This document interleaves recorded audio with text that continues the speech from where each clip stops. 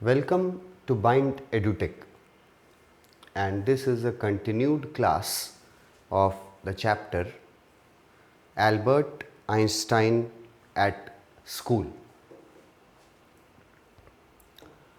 अभी तक इस चैप्टर में हम लोगों ने काफ़ी पोर्शन चैप्टर का कंप्लीट किया है। जैसे हम लोगों ने एल्बर्ट के स्कूल से शुरू किया था, उसके बाद एल्बर्ट के लॉजिंग के बारे में हम लोगों ने जाना था। एल्बर्ट का दोस्त यूरी जो उससे लॉज में मिलने आता है, उसके बारे में हम लोगों ने पढ़ा। उसके बाद यूरी के साथ जो एल्बर्ट का कन्वर्सेशन हो रहा था, उसके अंत में एल्बर्ट यूरी को बोलता है कि यूरी, मुझे नहीं लगता कि मैं अपना डिप्लोमा का एग्ज़ाम कभी पास कर पाऊँगा। एवर वर्ड यूज़ किया था कि मुझे डिप्लोमा का एग्ज़ाम मैं कभी नहीं पास कर पाऊँगा, मुझे ऐसा लगता है। वहाँ पे एल्बर्ट और यूरी का कन्वर्सेशन फिनिश हो जाता है। फिर स्टोरी में आती है एल्बर्ट की कज़िन एल्सा। एल्सा जो बर्लिन में रहती थी, जहाँ उसके फादर का बिजनेस था। एल्सा आती है मिलने के लिए एल्बर्ट से। एल्बर्ट किस शहर में रह के पढ़ाई कर रहा था, ये बहुत बार रिपीट किया है मैंने, आपको याद रखना है। म्यूनिक शहर का नाम था, जर्मनी में। एल्सा आती है बर्लिन से मिलने के लिए एल्बर्ट को। जब एल्सा आती है तो एल्बर्ट एल्सा को भी वही बात बताता है, अपने डिप्लोमा पास नहीं करने वाला बात। वो बताता है कि एल्सा, मुझे लगता है कि मैं अपना स्कूल डिप्लोमा कभी पास नहीं कर पाऊँगा। फिर एल्सा उसको कन्विंस करती है, बोलती है कि तुम पास कर जाओगे, मुझे तुम पर पूरा भरोसा है। एल्सा बोलती है कि मैंने तुमसे ज़्यादा मूर्ख लड़कों को डिप्लोमा का एग्ज़ाम पास करते हुए देखा है। और फिर एल्सा उसको पास करने का तरीका भी बताती है। बोलती है, you don't have to know anything, तुमको कुछ जानने की ज़रूरत नहीं है जो तुमको पढ़ाया जाता है। You don't have to understand anything, तुमको कुछ समझने की भी ज़रूरत नहीं है जो तुमको पढ़ाया जाता है क्लास में। तुमको करना क्या है, सिर्फ तुमको क्रैम करना है, मतलब तुमको रटना है, और जब एग्ज़ाम में पूछे तो उस रटे हुए चीज़ को रिपीट कर देना है। इसी तरह से तुमसे भी मूर्ख लड़के जो थे वो एग्ज़ाम डिप्लोमा का पास कर चुके हैं। एल्सा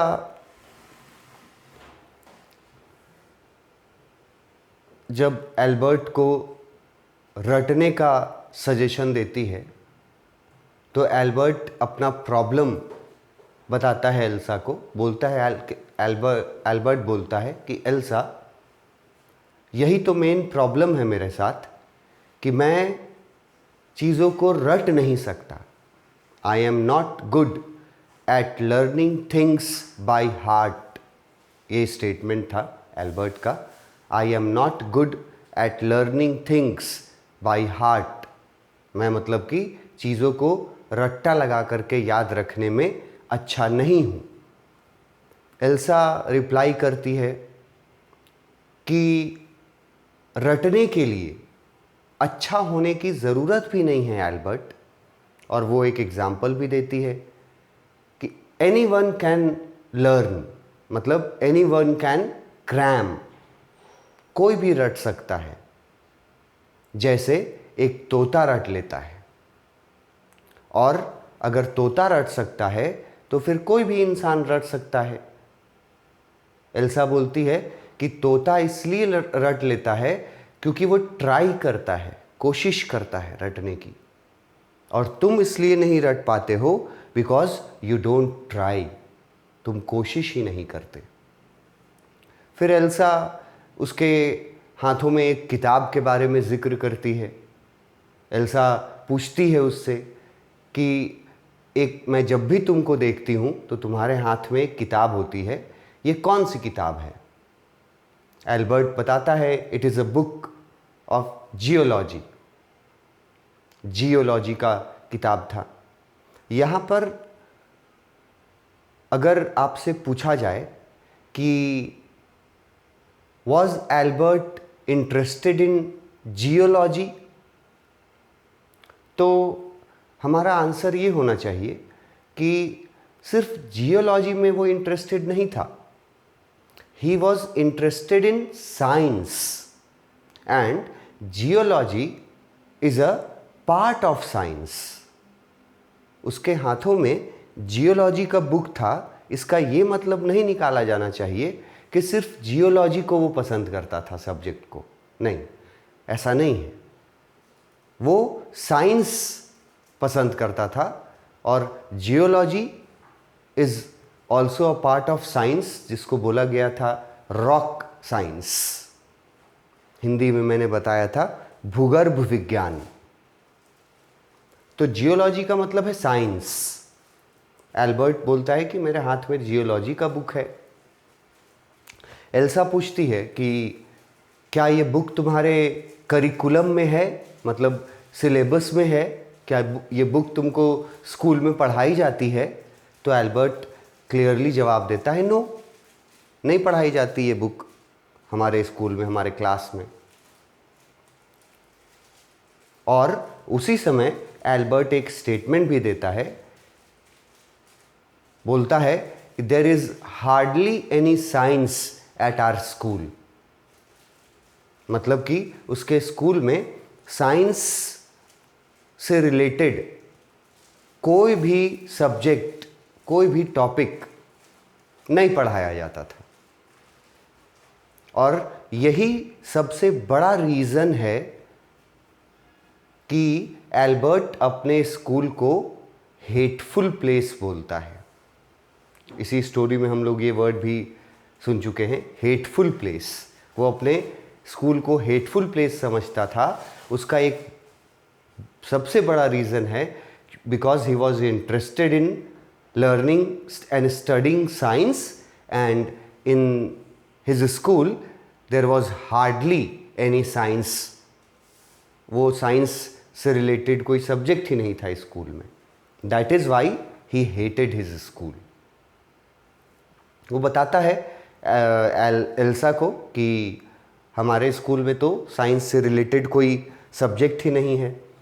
तो एल्सा पूछती है कि जब ये सब्जेक्ट तुमको पढ़ाना नहीं है और इससे ये तुम्हारे सिलेबस में नहीं है, तो फिर तुम इसको क्यों पढ़ते हो? इसका जवाब भी एल्बर्ट बहुत अच्छा, बहुत डीप और बहुत इंटरेस्टिंग जवाब देता है। बोलता है बिकॉज आई लाइक इट। बोलता है कि मैं ये बुक बेशक मेरे सिलेबस में नहीं है, करिकुलम में नहीं है, लेकिन फिर भी ये मैं बुक इसलिए पढ़ता हूँ क्योंकि ये बुक मुझे अच्छी लगती है, बिकॉज आई लाइक इट। और उसके आगे ये भी बोलता है कि क्या ये काफ़ी नहीं है, कि ये रीज़न काफ़ी नहीं है ये किताब पढ़ने के लिए। यहाँ पे भी एल्बर्ट का स्टेटमेंट एक बड़ा एग्ज़ाम्पल हम लोग को देता है, एक बड़ी बात बताता है हम लोगों को कि ये ज़रूरी नहीं है कि जो चीज़ सिलेबस में है सिर्फ उसी से रिलेटेड बुक्स में इंटरेस्ट रखा जाए, सिर्फ वही पढ़ा जाए। You should read what you love to read, what you like to read. आपको वो किताबें पढ़नी चाहिए जो किताबें आप पढ़ना पसंद करते हैं। वहाँ से आपको जो ट्रू नॉलेज होता है वो मिलता है। तो एल्बर्ट बोलता है कि ये बुक तो नहीं पढ़ाया जाता, एल्सा पूछती है फिर पढ़ते क्यों हो, तो बोलता है आई लाइक इट। एल्सा फिर परेशान हो जाती है, मतलब एक तरह से थक जाती है एल्बर्ट को समझाते समझाते।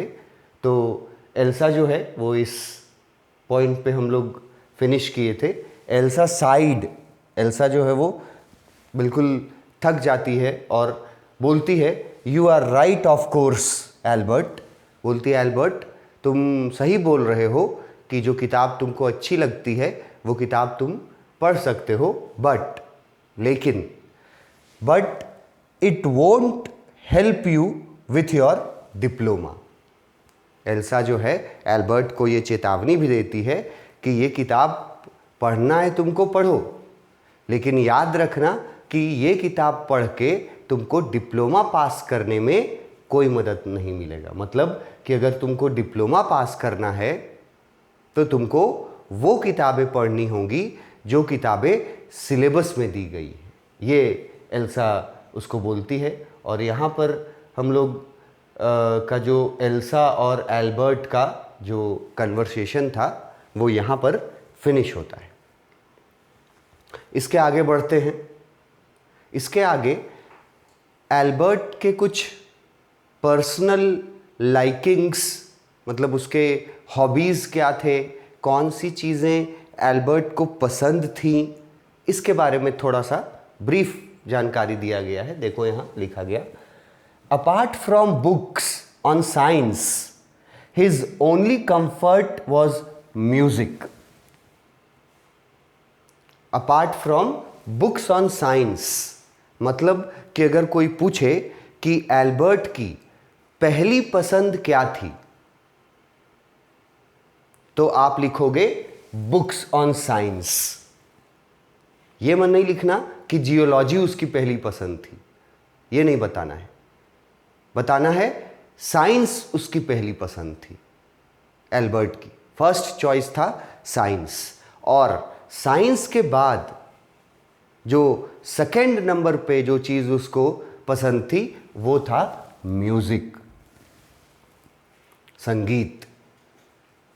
First science and then music, क्योंकि म्यूज़िक से उसको कंफर्ट मिलता था, आराम मिलता था। He likes music, he is a music lover. तो साइंस की किताबें उसकी पहली पसंद थी, और उसके बाद अगर कुछ उसको पसंद था तो वो था म्यूज़िक। और म्यूज़िक में भी एक पार्टिकुलर इंस्ट्रूमेंट बजाना उसको पसंद था। म्यूज़िक में भी एक पार्टिकुलर इंस्ट्रूमेंट बजाना उसको पसंद था। देखो यहाँ लिखा हुआ है, and he played his violin regularly until his landlady asked him to stop. Violin word देखो, वायलिन स्पेलिंग देखो, और वायलिन का मतलब क्या होता है।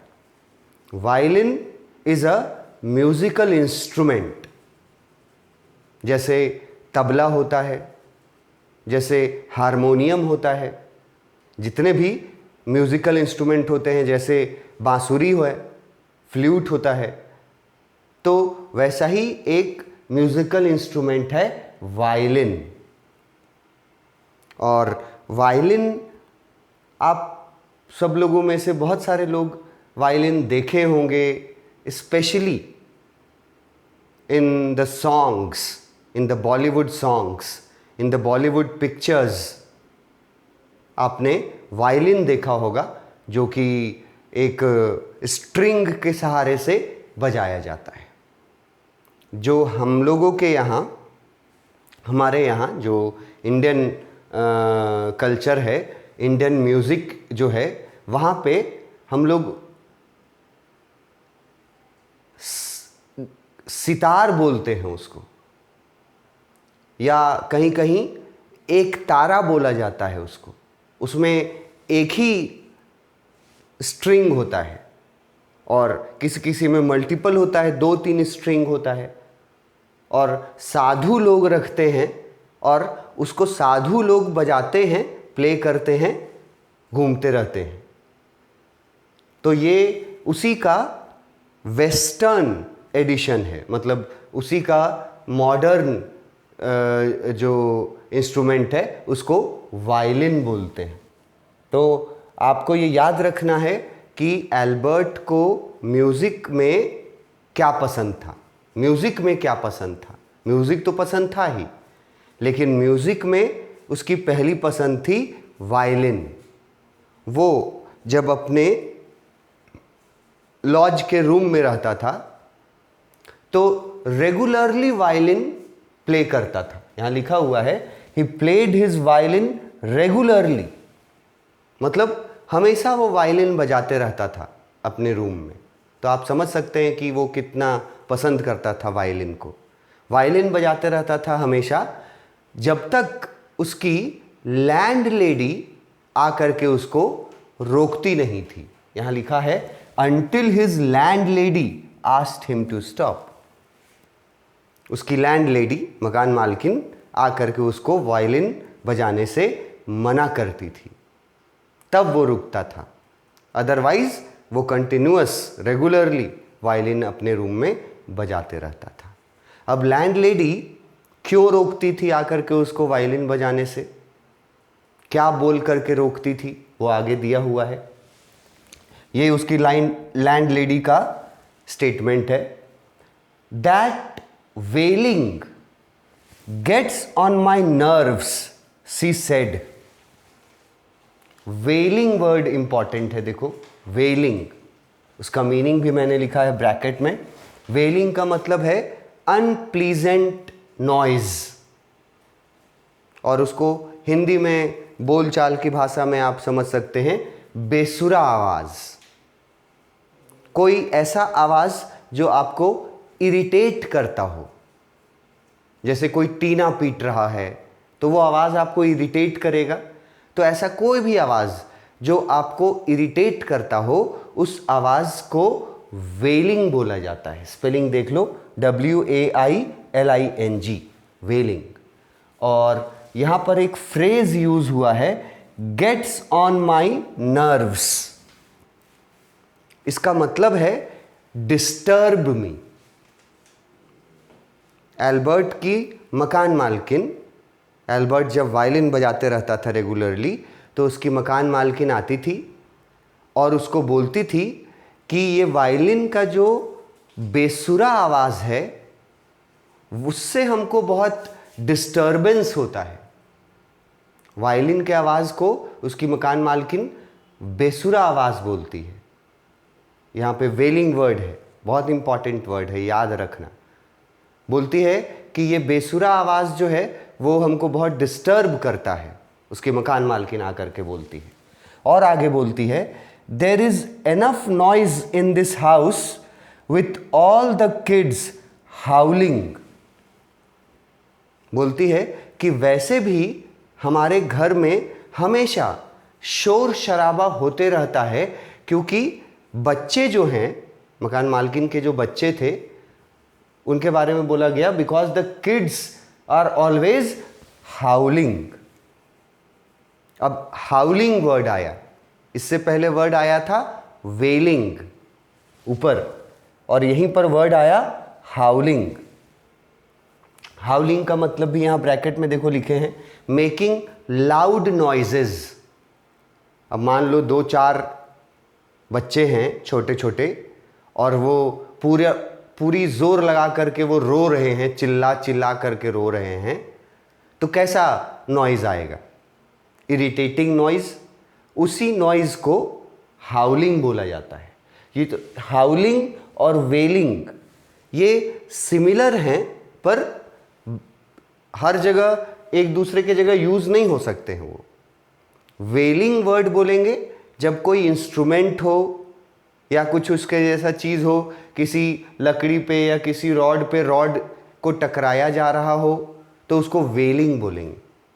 लेकिन हाउलिंग बोलेंगे कब? जब कोई लिविंग ऑब्जेक्ट जो है, लिविंग बीइंग जो है, कोई भी हो, ह्यूमन बीइंग ही सिर्फ नहीं, कोई भी लिविंग बीइंग जो है, वो अगर ग्रुप में 4-5 की संख्या में अगर वो चिल्लाते हैं, नॉइज निकालते हैं, तब उसको बोलते हैं हम लोग हाउलिंग। तो मकान मालकिन आ रही है और आकर के उसको बोलती है एल्बर्ट को कि एल्बर्ट, ये वायलिन बजाना बंद करो, क्योंकि वायलिन का बेसुरा आवाज़, वेलिंग जो है, वो मुझे डिस्टर्ब करता है। और डिस्टर्ब करने के लिए फ्रेज है गेट्स ऑन माई नर्व्स। इसी का मतलब है डिस्टर्ब करता है ये।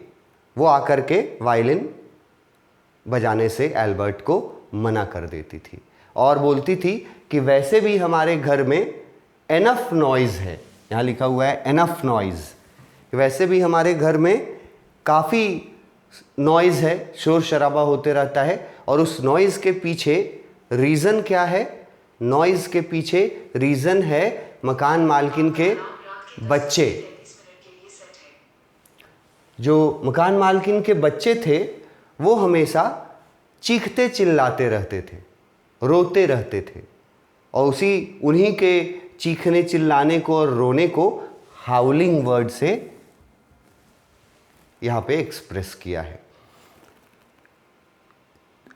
मकान मालकिन के बच्चे रोते रहते थे, जो चीखते रहते थे, इसका जिक्र स्टोरी में ऊपर भी हुआ है, जहाँ पे बताया गया था कि एटमॉस्फेयर वहाँ का अच्छा नहीं लगता था, उस लॉज का एटमॉस्फेयर, स्लम वायलेंस का एटमॉस्फेयर जो एल्बर्ट को अच्छा नहीं लगता था।